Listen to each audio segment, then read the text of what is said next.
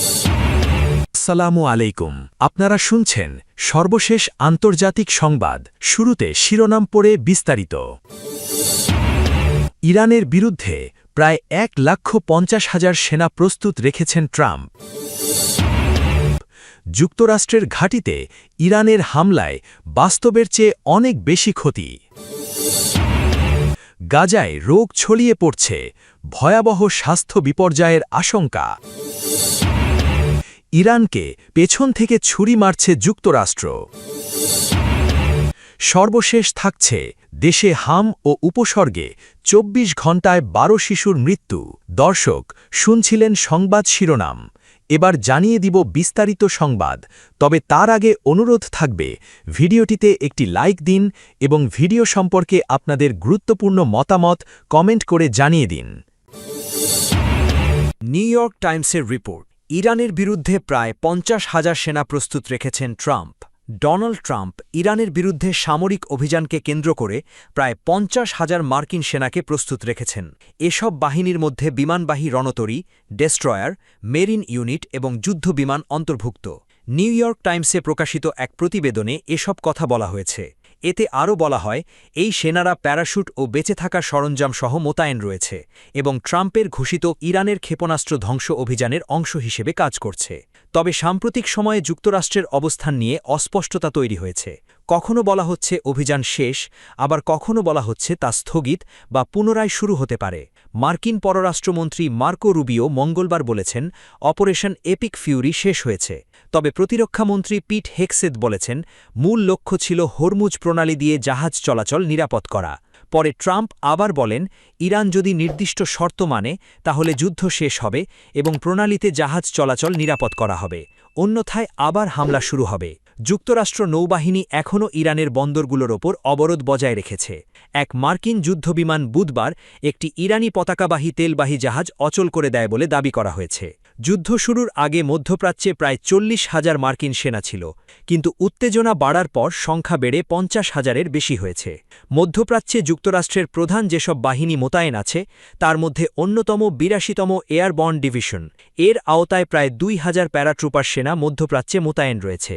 তারা কোথায় আছে তা পেন্টাগন প্রকাশ করেনি। বিশ্লেষকদের মতে তাদের সম্ভাব্য ব্যবহার হতে পারে ইরানের খার্গ দ্বীপ দখল বা কোনো বিমান ঘাঁটি নিয়ন্ত্রণে নিতে। তবে এটি অত্যন্ত ঝুঁকিপূর্ণ এবং বড় ধরনের সংঘর্ষের আশঙ্কা তৈরি করবে। আরেকটি বিভাগ হল 31তম মেরিন এক্সপেডিশনারি ইউনিট। প্রায় 2,500 মেরিন ও 2,500 নৌসেনা এই ইউনিটে রয়েছে। তারা কোনো দ্বীপ বা কৌশলগত এলাকা দখলের অভিযানে অংশ নিতে পারে বলে ধারণা করা হচ্ছে। স্পেশাল অপারেশনস ফোর্সে কয়েকশো বিশেষ বাহিনীর সেনা মার্চ মাসে মোতায়েন করা হয়েছে।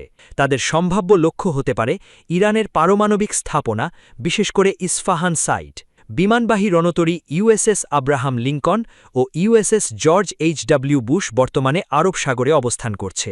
এই রণতরীগুলোর সঙ্গে থাকা যুদ্ধজাহাজ ও হাজারো নৌসেনা বিমান ও ক্ষেপণাস্ত্র হামলার সক্ষমতা রাখে।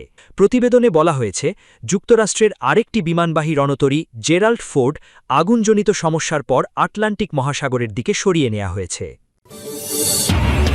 যুক্তরাষ্ট্রের ঘাঁটিতে ইরানের হামলায় বাস্তবের চেয়ে অনেক বেশি ক্ষতি। দ্য ওয়াশিংটন পোস্টে প্রকাশিত স্যাটেলাইট চিত্র বিশ্লেষণে দাবি করা হয়েছে, মধ্যপ্রাচ্যের 15টি মার্কিন ঘাঁটিতে মোট 228টি স্থাপনা ও সামরিক সম্পদ ক্ষতিগ্রস্ত হয়েছে। এর মধ্যে 217টি ভবন এবং 11টি সামরিক সম্পদ। ওয়াশিংটন পোস্টের মতে, ক্ষতিগ্রস্তের মাত্রা যুক্তরাষ্ট্র আনুষ্ঠানিকভাবে যা প্রকাশ করেছে তার তুলনায় অনেক বেশি। তবে এই প্রতিবেদনের বিষয়ে হোয়াইট হাউস তাৎক্ষণিক কোনো প্রতিক্রিয়া জানায়নি। ক্ষতিগ্রস্তের অর্ধেকেরও বেশি হয়েছে বাহরাইনে অবস্থিত মার্কিন ৫ম নৌবহরের সদর দপ্তর এবং কুয়েতের 3টি ঘাঁটিতে। এক মার্কিন কর্মকর্তা পত্রিকাটিকে বলেছেন, সম্ভবত এসব এলাকা থেকেই হামলা চালানোর অনুমতি দেওয়া হয়েছিল বলে এগুলোকে বেশি লক্ষ্যবস্তু করা হয়েছে। হামলায় বাহরাইনের নেভাল সাপোর্ট অ্যাক্টিভিটিতে একটি স্যাটেলাইট ডিশ এবং জর্ডান এবং সংযুক্ত আরব আমিরাতে থাকা থার্ড রাডার সিস্টেম ক্ষতিগ্রস্ত হয়েছে। প্রতিবেদনে আরও বলা হয়েছে, সৌদি আরবে বাস্তবের প্রিন্স সুলতান বিমান ঘাঁটিতে থাকা একটি E-3 সেন্ট্রি কমান্ডো নিয়ন্ত্রণ বিমান ধ্বংস হয়ে গেছে। বিমানটি দীর্ঘ সময় অরক্ষিত ট্যাক্সিওয়েতে রাখা ছিল। এছাড়া একটি জ্বালানি সরবরাহকারী ট্যাঙ্কার বিমানও ধ্বংস হয়েছে। এক মার্কিন কর্মকর্তা বলেছেন, বাহরাইনের নেভাল সাপোর্ট অ্যাক্টিভিটির ক্ষতিগ্রস্তের মাত্রা ব্যাপক। এর ফলে মার্কিন পঞ্চম নৌবহরের সদর দপ্তর ফ্লোরিডার ম্যাকডিল বিমান ঘাঁটিতে সরিয়ে নিতে হয়েছে। আরও 2 কর্মকর্তা জানিয়েছেন, ভবিষ্যতে হয়তো মার্কিন বাহিনী আর আগের মতো বড় সংখ্যায় মধ্যপ্রাচ্যের ঘাঁটিগুলোতে ফিরে নাও আসতে পারে। গাজায় রোগ ছড়িয়ে পড়ছে, ভয়াবহ স্বাস্থ্য বিপর্যয়ের আশঙ্কা। গাজায় বাস্তুচ্যুত মানুষের মধ্যে দ্রুত রোগ ছড়িয়ে পড়ায় ভয়াবহ স্বাস্থ্য বিপর্যয়ের আশঙ্কা প্রকাশ করেছে ফিলিস্তিনি কর্তৃপক্ষ। মঙ্গলবার দেওয়া এক বিবৃতিতে তারা জানায়, ইসরায়েলি হামলায় সৃষ্ট মানবিক সংকটের কারণে আশ্রয়কেন্দ্রগুলোতে পরিবেশ পরিস্থিতি মারাত্মকভাবে অবনতি হয়েছে। দূষিত পানি, ক্ষতিগ্রস্ত পয়ঃনিষ্কাশন ব্যবস্থা, জমে থাকা বর্জ্য ও পরিচ্ছন্নতা সামগ্রীর সংকটে বিভিন্ন সংক্রামক রোগ ছড়িয়ে পড়ছে। কর্তৃপক্ষের ভাষ্য, ইঁদুর, মশা ও বিভিন্ন পরজীবীর বিস্তারের কারণে পরিস্থিতি আরও ভয়াবহ হয়ে উঠছে। সম্ভাব্য মহামারী ঠেকাতে জরুরি ভিত্তিতে আন্তর্জাতিক সহায়তা, ওষুধ ও প্রতিরোধকমূলক চিকিৎসা সরঞ্জাম পাঠানোর আহ্বান জানানো হয়েছে। জাতিসংঘের ত্রাণ ও কর্মসংস্থান সংস্থা জানায়, আশ্রয়কেন্দ্রগুলোতে চর্মরোগের সংক্রমণ আশঙ্কাজনক হারে বেড়েছে। খোসপাচড়া, উকুন, পোকামাকড় ও চামড়াজনিত নানা সংক্রমণে হাজার হাজার মানুষ আক্রান্ত হচ্ছেন। সংস্থাটি বলছে, এসব রোগ সাধারণ ওষুধেই নিয়ন্ত্রণ করা সম্ভব হলেও প্রয়োজনীয় চিকিৎসা সামগ্রী প্রায় নেই বললেই চলে। বিশ্ব স্বাস্থ্য সংস্থার তথ্য মতে, চলতি বছরের শুরু থেকে গাজায় বাস্তুচ্যুত ফিলিস্তিনিদের মধ্যে ইঁদুর ও পরজীবীজনিত সংক্রমণের 17,000-এর বেশি ঘটনা শনাক্ত হয়েছে। সংস্থাটি পরিস্থিতিকে নৈরাশ্যজনক ও অত্যন্ত বিপজ্জনক বলে বর্ণনা করেছে। এছাড়া স্বাস্থ্য খাতে প্রায় $140 কোটি ক্ষতি হয়েছে বলে জানানো হয়। বড় হাসপাতালসহ 1,800-র বেশি স্বাস্থ্যসেবা স্থাপনা আংশিক বা পুরোপুরি ধ্বংস হয়ে গেছে। যুদ্ধবিরতি কার্যকর থাকলেও গাজার প্রায় 24 লাখ মানুষের মানবিক পরিস্থিতির উন্নতি হয়নি। খাদ্য, চিকিৎসা সহায়তা, ত্রাণ ও আশ্রয় উপকরণ প্রবেশে চলমান বিধিনিষেধের কারণে সংকট আরও তীব্র হচ্ছে বলে জানিয়েছে আন্তর্জাতিক সংস্থাগুলো। সূত্র, শাফাক নিউজ। ইরানকে পেছন থেকে ছুরি মারছে যুক্তরাষ্ট্র। যুক্তরাষ্ট্রের বিরুদ্ধে পেছন থেকে ছুরি মারার অভিযোগ তুলেছেন ইরানের প্রেসিডেন্ট মাসুদ পেজেশকিয়ান। তার দাবি, কূটনৈতিক আলোচনা চলাকালীন ইরানের ওপর হামলা চালিয়েছে ওয়াশিংটন। ফরাসি প্রেসিডেন্ট ইমানুয়েল মাক্রঁর সঙ্গে ফোনালাপে পেজেশকিয়ান বলেন, দ্বিপাক্ষিক সংলাপ চলাকালীন যুক্তরাষ্ট্র 2 বার ইরানকে লক্ষ্য করে হামলা চালিয়েছে। এ ঘটনাকে তিনি পেছন থেকে ছুরি মারার সঙ্গে তুলনা করেন।